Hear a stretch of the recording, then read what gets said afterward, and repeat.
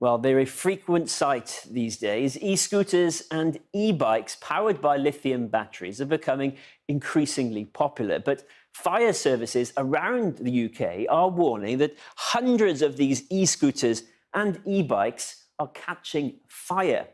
And the lithium batteries in the devices have been bursting into flames whilst they've been charging. And exclusive data obtained by Channel 4 News shows that fires like this one are placing an increasing burden on the fire service.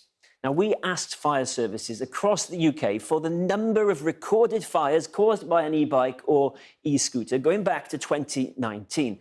Not all of them responded, but we can see the number of fires rising each year from 27 back there in 2019 to 186 last year. That's a near seven-fold increase. And we're at 125 this year already for figures that just cover the first 7 months of the year. So we could well be on course to surpass last year's total. And overall, there were 543 fires across 16 of the fire services.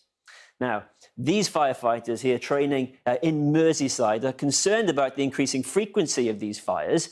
Their service has dealt with 48 fires involving batteries from e-bikes or e-scooters in the last 4 years. And on the front line, they found that they burn intensely and prove stubbornly resistant to conventional firefighting techniques. They're virtually impossible to put out. They go into runaway and they just keep... Water doesn't seem to do the job, nothing does. It's constant hours of putting the battery out. Which, as you can imagine, ties fire engines for a long time, trying to deal with something as could be as small as a scooter. And this is what the aftermath looks like. But as more and more lithium batteries make their way into our lives, powering everything from vacuum cleaners to electric vehicles, why are e-bikes and e-scooters in particular at the root of so many fires? We've noticed that we are attending, as a sector, more and more fires, particularly involving lithium-ion batteries that should be fitted to scooters or e-bikes. There is an increase in battery fires where the battery isn't necessarily designed to fit that particular e-scooter or e-bike. So we'd advise people against compromising which particular battery goes into a particular vehicle. Now, the rise of e-bikes and e-scooters means these batteries are only going to play an even bigger part in our lives. And our figures suggest that's going to leave the fire service with a major challenge. Well, I'm joined now by Anne Clark, who's chair of the London Assembly's Fire Resilience and Emergency Planning Committee. Anne, thanks for being with us. Just some practical do's and don'ts here. Should you go to sleep and leave it on charge? No, absolutely not. You should always charge it while you're awake and while you're home. And there's some really good advice from the London Fire Brigade called the Charge Safe campaign, which I would advise anyone with such a battery to have a read through and follow all of those instructions. Right. Well, whilst we're still doing public service broadcasting up front, if one goes on fire, a natural human reaction is to throw a blanket over it or throw water on it. We heard from one of your fire officers there. That's what not to do, isn't it?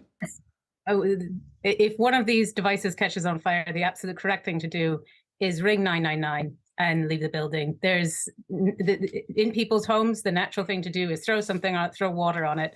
But these fires don't behave like normal fires. They're lithium-ion batteries. Small lithium-ion batteries is approximately as powerful as 6 hand grenades going off in your flat. So it needs to be handled by professionals. Yes, put like that, I guess it does. Is there something, I mean, that figure there, 543 fires, I think, in the last year, is that simply because the numbers of these devices is going up exponentially, if you see what I mean? Or is there an inherent problem there in their design? We do have there is a big problem. Anyone is able to go online and buy a lithium-ion battery to retrofit an e-bike or e-scooter.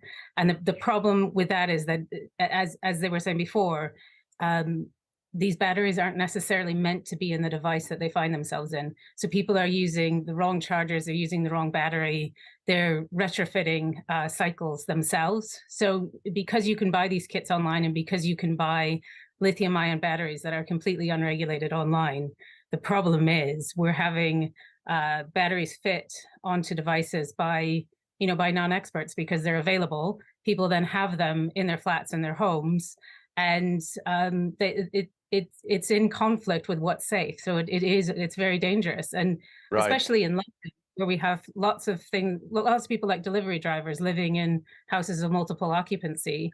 It becomes a real danger because you have many people living in the same home, and people are putting them to charge overnight, and it is very dangerous. Right. It therefore follows that I presume, would like to see greater regulation so that people absolutely put the right charge with the right battery in the right plug and don't go on fire.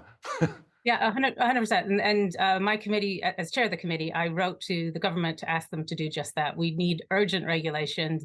In London, we've had 3 people die this year alone and 51 people injured in these fires. It's not acceptable. I mean, it's plainly dangerous, and it needs regulation. Right. Are you going to get it in 10 seconds? Yeah, are we going to get it? We absolutely have to get it. I would absolutely implore the government to focus on that, perhaps this week at their conference. Right, we'll see what they come up with. Anne Clark, thanks very much.